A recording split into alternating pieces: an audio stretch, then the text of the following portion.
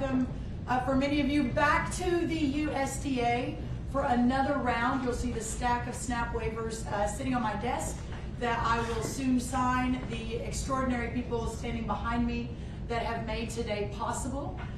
We are so grateful for all of the interest. I think we've had 29 different media outlets that you all represent that are here today to hear what we're doing next, to hear about these signings, to hear about the extraordinary leadership and work out in the states with innovation and everything that this has meant, specifically today with Governor Morrisey from West Virginia over my left shoulder, and Governor Kim Reynolds from Iowa over my right shoulder. But there are many other governors out across the country that have just been such pioneers and such innovators. So you'll hear a little bit more about that today. We each have a couple of minutes of remarks just to give you a sense of how the press conference will go. Once the remarks are finished, we'll all move over to my desk where I will sign each of the 6 states' waivers that we are announcing today. We'll then come back to the podium to take your questions.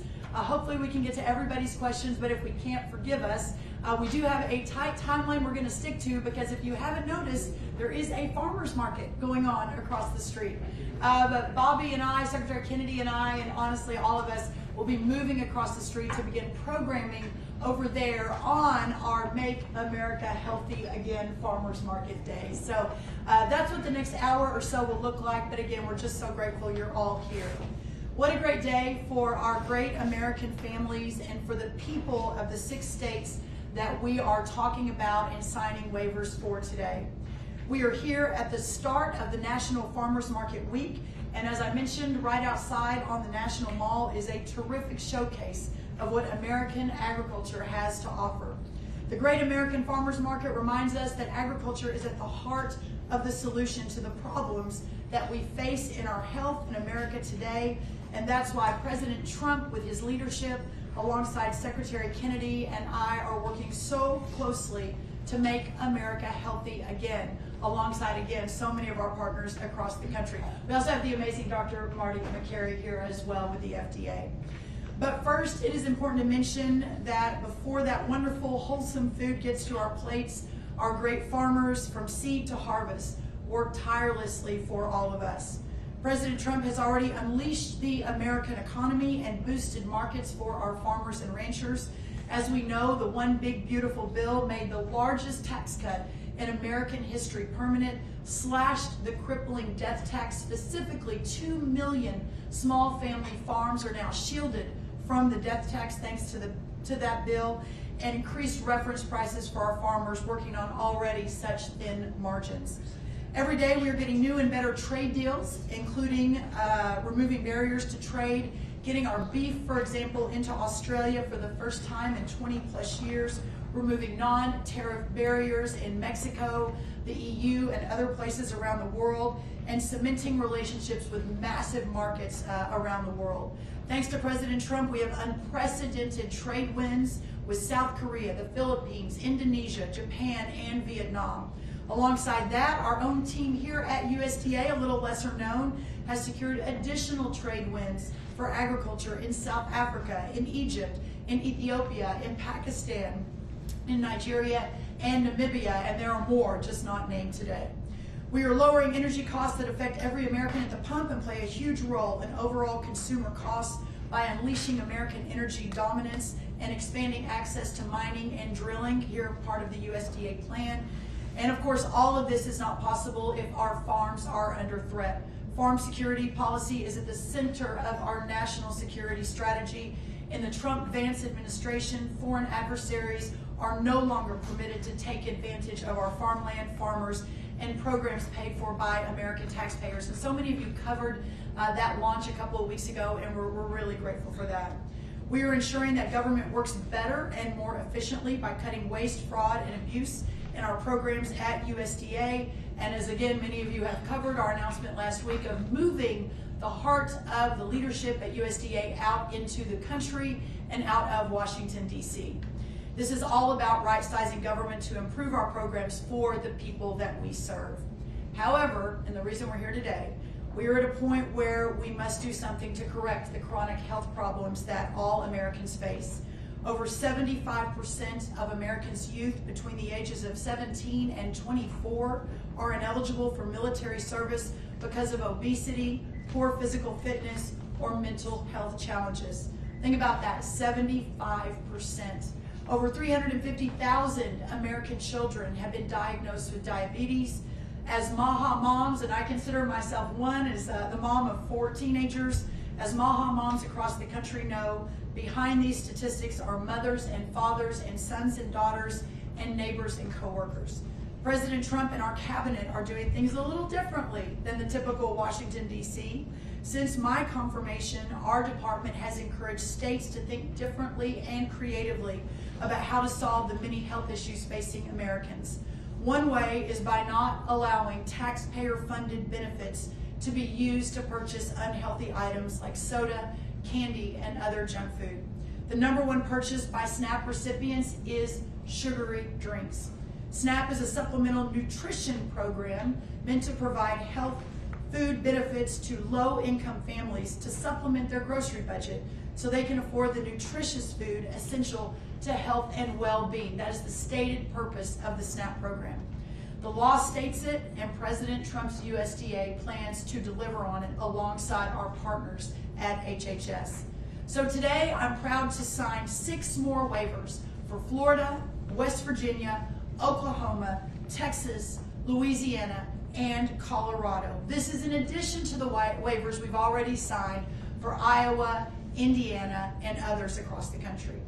I continue to encourage states to be laboratories of innovation, think through how you can promote healthy families and healthy communities. And because of our historic partnership, USDA and HHS, and the visionary leadership of the governors here with us today and of the states represented by the signings, we are doing something about it. These SNAP waivers are just one piece of the MAHA effort. We work so closely together to encourage voluntary commitments to remove artificial food dyes, among other things, from our food supply. And together we are crafting sensical dietary guidelines for Americans that prioritize whole, healthy, and nutritious foods.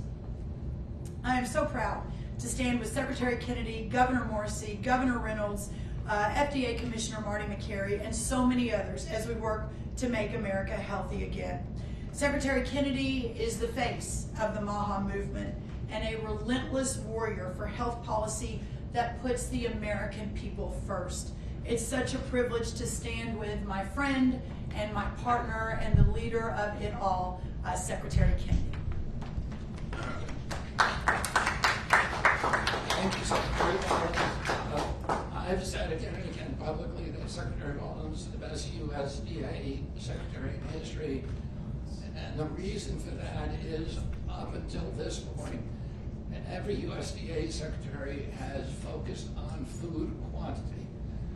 This is the first U.S.D.A Secretary who has focused on food quality, on nutrient-dense food, on food that is actually going to increase the health of the American people at a time when we are in a chronic disease crisis. Her changes to the SNAP program are emblematic of that commitment. SNAP, we're spending $405 million a day on SNAP. And about 10% is going to sugary drinks. And between, if you add candies to that, it's about 13 to 17%. And we all believe in free choice. We live in a democracy. People can make their own choice about what they're going to buy and what they're not going to buy. If you want to buy a sugary soda, you ought to be able to do that. The U.S. taxpayer should not pay for it. The U.S. taxpayer should not be paying to feed kids foods, the poorest kids in our country, with foods that are going to give them diabetes. And then my agency ends up through Medicaid and Medicare paying for those injuries. We're going to put an end to that, and we're doing it step by step, state by state. I'm also working with Secretary Rollins on the dietary guidelines, which should come out next month. The dietary, they're coming out, I think it's at the end of September, 3 months ahead of schedule. And And the dietary guidelines that we inherited from the Biden administration were 453 pages long. They were driven by the same commercial impulses that put Fruit Loops at the top of the food pyramid. And they were incomprehensible. And we are going to release dietary guidelines that are 4, 5, or 6 pages long, that are understandable, that are simple, and will allow people to make good choices about their food. They will drive changes in the school lunch program, in prison lunches, in military food, and they will begin to change America almost immediately. We're also working on the release of the MAHA report. We're working, Brooke especially has been adamant about the issue that we need to keep farmers as partners in the MAHA movement if we're going to have nutrient-dense food. And that is what we care about. We've had over 130 meetings with farmers to understand their concerns, to learn from them, and to understand how we can help them transition towards more and more nutrient-dense food. I also want to thank President Trump for the big, beautiful bill. If we're going to save the American farmers, we need to save rural America. Right now, Medicaid gives about 7% of its funds to rural hospitals. 7%. It's about $20 million a year, $20 billion a year. We are now going to add, through the Rural Transformation Bill, we're going to add another $50 billion over 5 years. So $10 billion a year that's going to be distributed to the states, to rural areas, and that is going to add about 1/3 of the money that they now receive from Medicaid, and it will transform them, and it will allow these institutions, which are so critical to the economies, to the culture, to the health of rural life, it will allow them to flourish. And the president understands the American farmer. He did more during his first term to save American farmers than any other president, and we are going to continue that tradition. So thank you very much for your leadership, Secretary Rollins.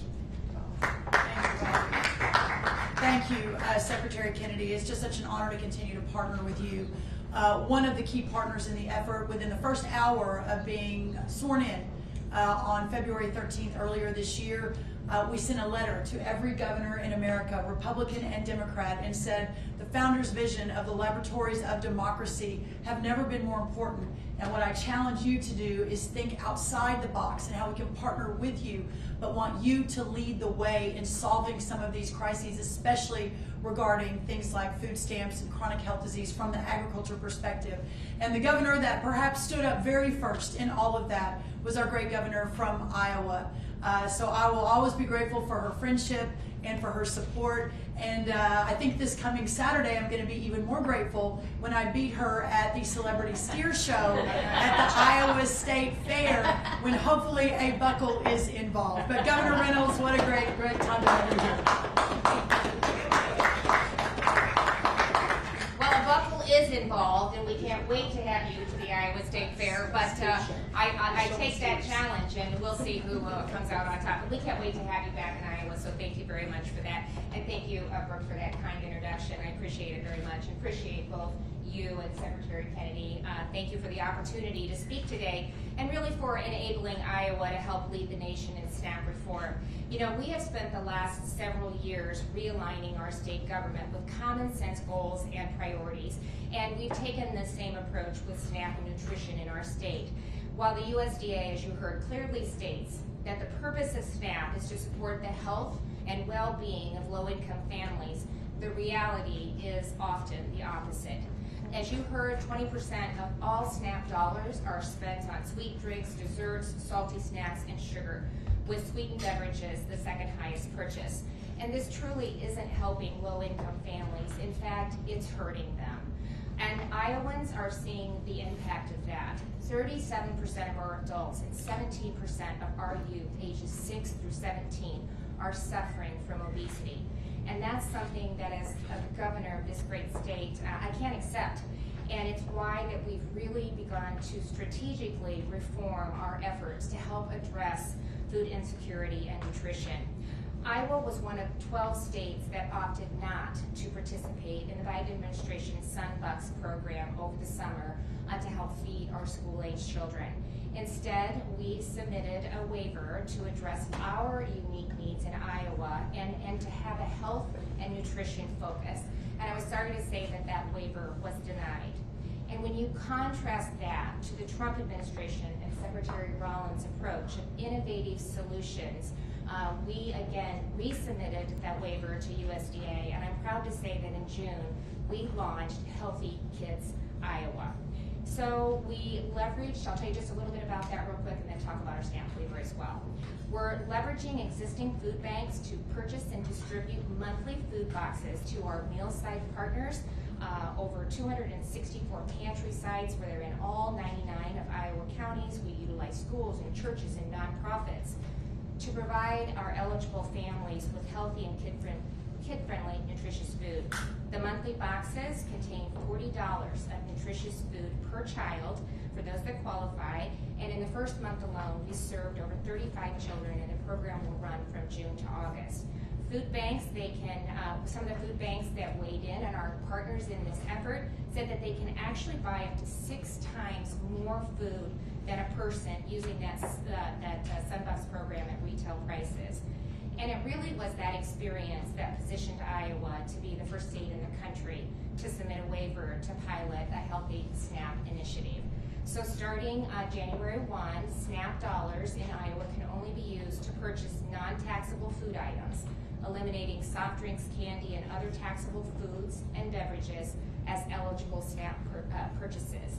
And by using Iowa's sales tax exemption, it was an approach that our retail partners have really praised as a simple and a practical way to ensure that SNAP purchases are healthier. More importantly, I think these changes really empower families to take charge of their health and to achieve SNAP's foundational goals of meeting their nutritional needs. So once again, I just want to say thank you to Secretary Rollins and her team for making these initiatives possible. They've been incredible partners throughout the process. And Secretary Kennedy, we're looking at what we can do this next legislative session to adopt some of the MAHA policies as well. So I really appreciate the flexibility and the innovative approach that they've encouraged and allowed us to take. So thank you. Thank you.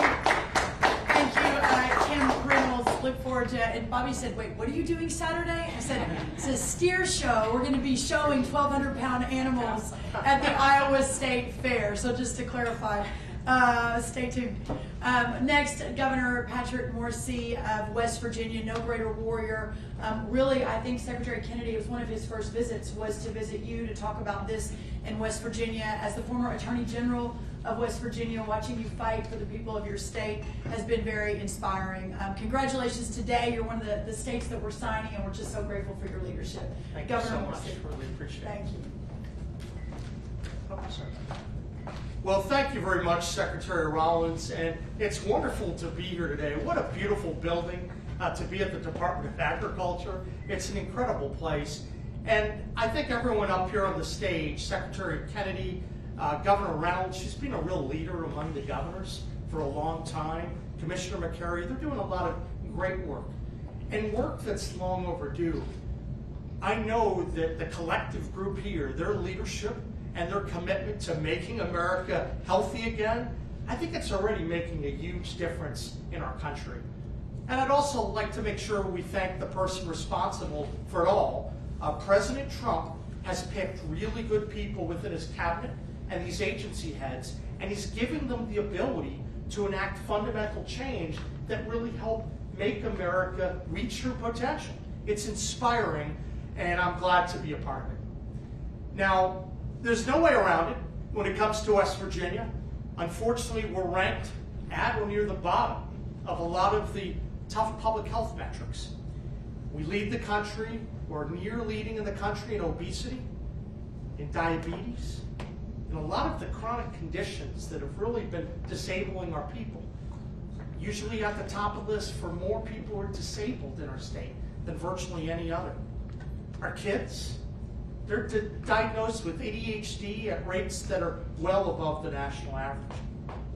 and we have one of the lowest life expectancy rates in the United States. Now that's the bad news.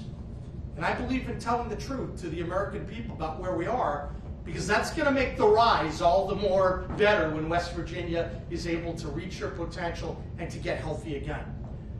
The good news today is that we all have the power to change it. And I think the people on stage here today, the wonderful staffs who are working at the federal level and the state level to make that happen, I think you're going to start to see some needle movement in all these categories. You see, I want all West Virginians to have happy, long, healthy, and purposeful lives, spending time with friends and family and doing things that matter. Earlier this year, alongside Secretary Kennedy in Martinsburg, I signed legislation making West Virginia the first state in the country to restrict the number of the artificial dyes in the schools. We need to clean up and get the crap out of the food. And in West Virginia, we're taking the lead. That law has gone into effect. It's already started right now. And beginning this year, kids in West Virginia will no longer be exposed to these harmful dyes and chemicals at the schools. And there'll be more changes in the future. We're very proud of this achievement, and we're happy to work with other states and school districts across the country to see additional changes that help people get healthier. Now, during that visit in Martinsburg, we talked about a number of other pillars of health that my administration would focus on to benefit the health of West Virginians. Along with cleaning up the food, we're trying to promote fitness and making healthy food choices. I'm happy to report, Secretary Kennedy, that our Mountaineer Mile efforts, that's a statewide fitness challenge that we asked our citizens to be involved in, it's spreading all across West Virginia, and there's a Mountaineer Mile in every one of our state parks, and I can volunteer. I have followed through to do the Mountaineer Mile every single day since I met with you. I'm going to do a lot more of that. Making sure that we're healthy, exercising is a core pillar. But there's more that we need to do, and that's part of why we're here today. We know that the changes to the SNAP program, they're long overdue.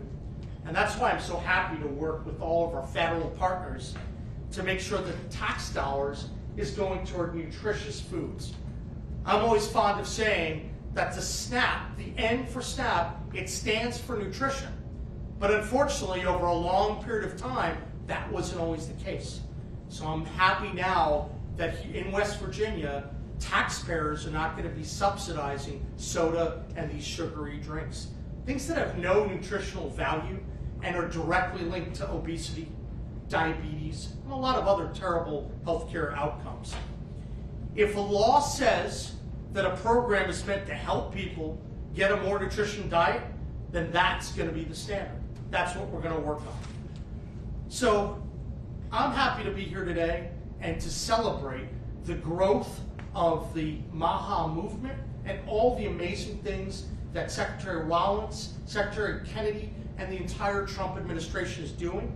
They're aligning words with actions, and we're not stopping here.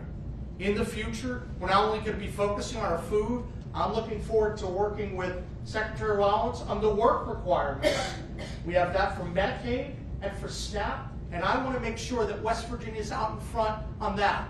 A state with one of the lowest workforce participation rate in the nation. I want to get more people to work, and I'm really excited to partner to make that happen. This administration is making big things happen, and I'm eager to talk about it. So thank you for everyone, and God bless our great country and the wonderful state of West Virginia.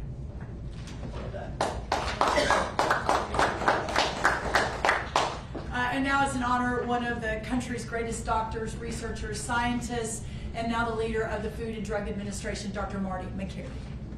Thank you so much. Thank you, Secretary Rollins. And it's so great to be here. This is a historic day in the United States. This begins the end of the government subsidization of our obesity, diabetes, insulin resistance epidemic. And it got pretty bad. Look at where we are today. 40% of our nation's kids now have a diagnosed chronic disease. 31% have diabetes, prediabetes, or insulin resistance. We can't keep just talking about the price of insulin. We also have to talk about what we are feeding children. We need amazing treatments, and this FDA is committed to delivering cures and meaningful treatments. But we have to talk about nutrients and fiber, not just Ozempic and other medications to medicate our nation. We're medicating our nation's kids at scale. And so this is a historic day in the United States. And Secretary Kennedy, you've been talking about this, gosh, for a long time. You got me motivated, and it's just amazing to work in your leadership here. I hear people all the time from all different political persuasions say, you know, I'm not a Republican or Democrat or political, but I love the food stuff that they're doing. And Secretary Rollins, you have been the perfect partner, and watching you and the Secretary work together has been magical. And it's just amazing. Here we are, for the first time ever, not just talking about how to fund our broken healthcare system, but how to fix our broken healthcare system by finally getting at the root issue, and that is the health of the population, starting with children. And so people say to me, I love some of this MAHA stuff. And what else are you doing to make America healthy again? Well, as Governor Morrisey just said, we're just getting started. We're now talking about ultra-processed foods. And Deputy Secretary Diamantis, who's here, has put out an RFI now, a request for information, where we're going to have a consensus definition of ultra-processed foods so we can help educate people in a meaningful way instead of misleading them with the broken food pyramid misinformation. We're rewriting those dietary guidelines with U.S.D.A and HHS. And we're doing an inventory of all the chemicals in our food supply that are banned outside of the United States and asking, what are the most concerning chemicals here? We are cleaning up infant formula. We took action to remove the 9 petroleum-based food dyes. We are reevaluating and addressing the broken GRAS standard. We are talking about medical devices now and how we can prioritize medical devices that empower people with good information about their own glycemic load. You know, most of the chronic diseases we see in medicine are really related to a couple basic principles: insulin resistance and general body inflammation. And what drives that? Sugar and junk food. We're not talking about complex carbohydrates and things that come out of the ground. We're talking about ultra-processed foods that drive up the glycemic index. We're addressing the poisons in the U.S. food supply. And today, with this amazing moment, for the first time in American history, talking about taxpayer funding of our chronic disease epidemic in children, addressing the SNAP program to restore it to its mission, to talk about the N in SNAP, which is nutrition. So I'm just I'm so thankful to be a part of this historic day in America. It's been great to watch, especially with Governor Reynolds and Governor Morrisey. The great American experiment was that states would be the laboratory of innovation, and we're witnessing that right here today at this table. So thank you, and I'm looking forward to it. Well done. Well done. All right, everybody, we are going to sign the waivers right now. We'll take some pictures on each of the states, then we'll come back and answer questions.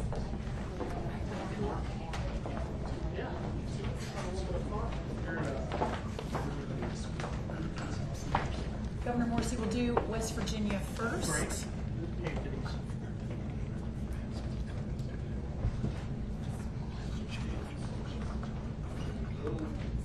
All right, there's That's West great. Virginia. Thank you. All right. You're so welcome. Number 2, we will do Governor Jared Polis's request approved of Colorado. Again, this is not red or blue, Republican or Democrat. We are discussing and working with every state. So really excited to continue to work with Governor Polis, Colorado.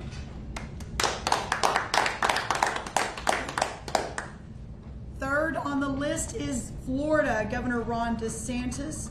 So grateful to Florida for continuing to be such a leader in so many things. including the SNAP waivers. Number 4, Louisiana, the wonderful Governor Jeff Landry, who was really hoping to be here today but couldn't make it, but here is Louisiana. Number 5, Governor Kevin Stitt of Oklahoma, another great friend of freedom and of real reform, Oklahoma. And finally, no offense to anyone here, but the greatest state, Texas, Governor Greg Abbott and his wonderful team in Texas. Here we have Texas. All right, thank you, everybody. We'll head back to the podium and we will take some questions. Thank you.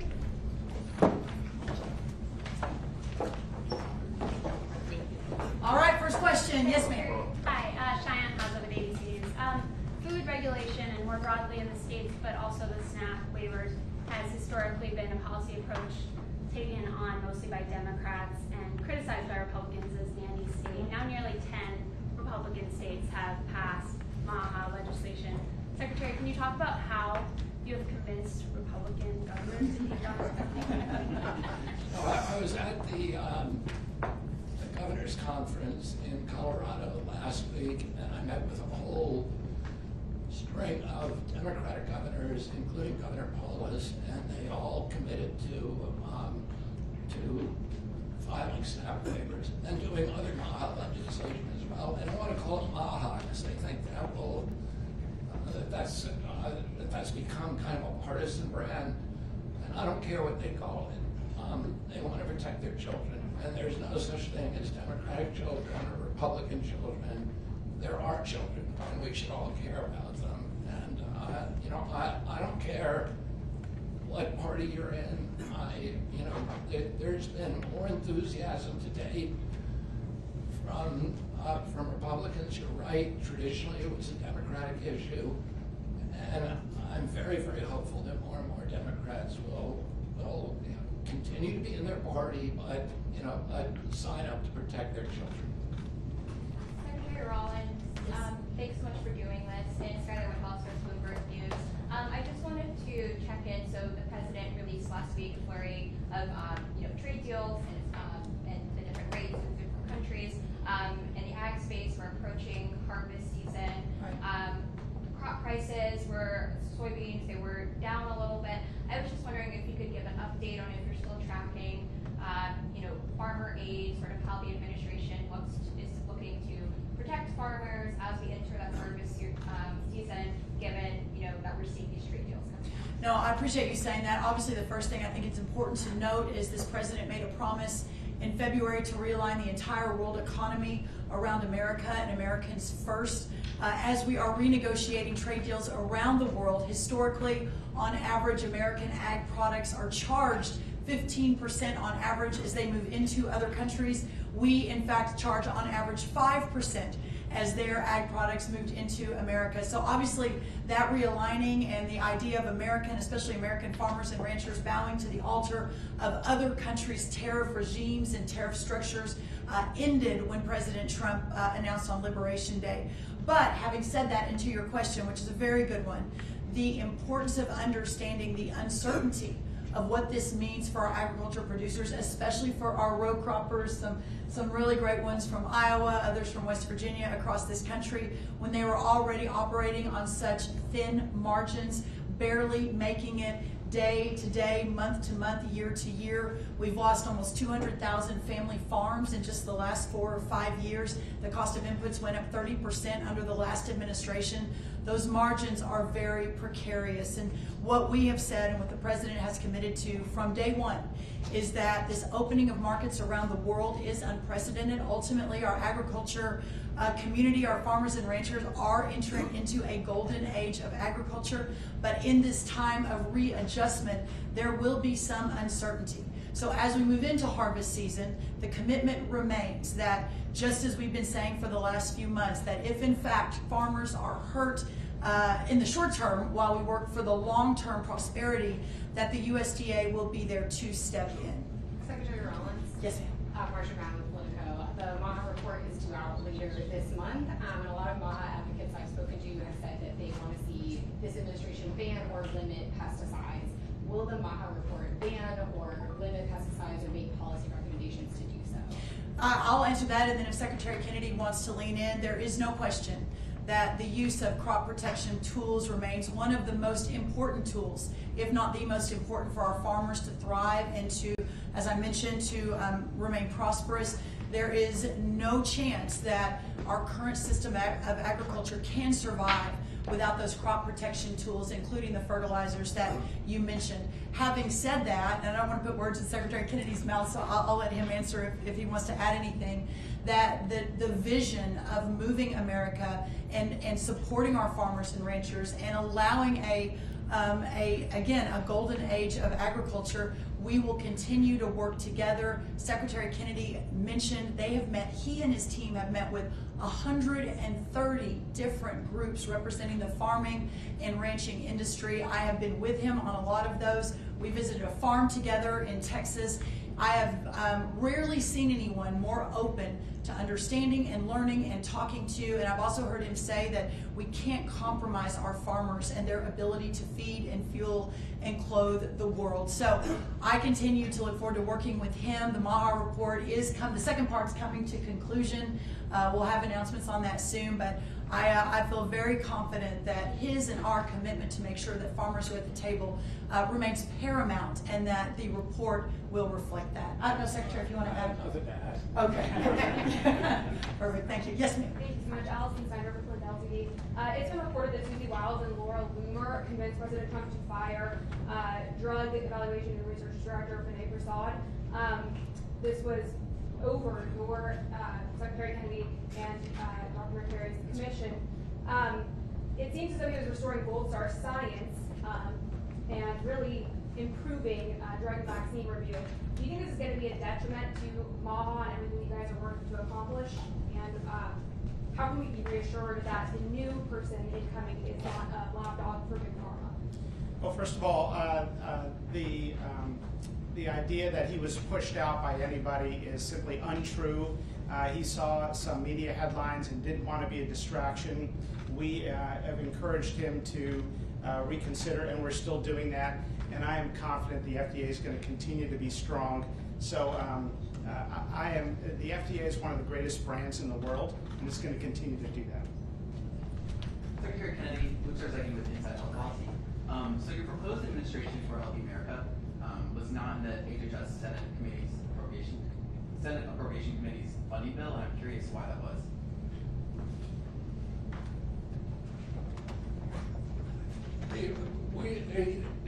Is this the reorg? Yeah. I mean, we're right now, we were held up by a court order on the reorg, but we're going through with the reorg. Whether it was in I'm not sure what the funding is for the Senate bill, but we're going through with the reorg.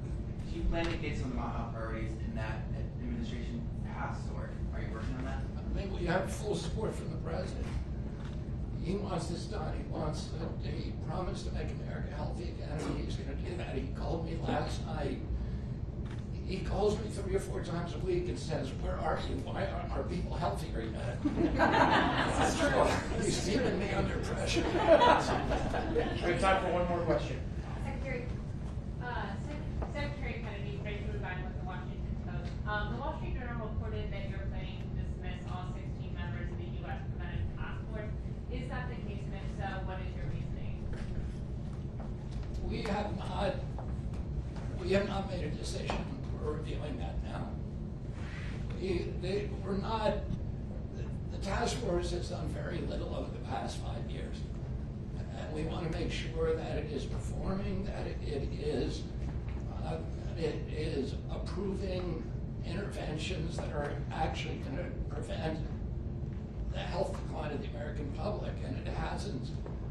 Let me put it this way: it hasn't been stellar at doing that job. But we're looking at the personnel, and we're making a decision now, but no decision's been made. Okay, thanks, press. Thank you all. We're headed to the farmer's market, so y'all go buy some beef and dairy and produce. It'll be great right across the street. Thank y'all for coming. Thank you. Nice to see you. Thank you.